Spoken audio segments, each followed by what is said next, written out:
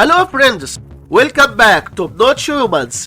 Here in the video, we'll cover fraction math basics made simple. Let's turn ideas into action. We have these two fractions, 8 over 9 and 9 over 4. And we want to add them. Multiply the first top times the second bottom. So we have 8 times 4, which is equal to 32. Multiply the first bottom times the second top. So we have 9 times 9, which is equal to 81. Now just add those two numbers. So we have 32 plus 81, which is equal to 113. Multiply the two denominators. So we have 9 times 4, which is equal to 36. And that is all.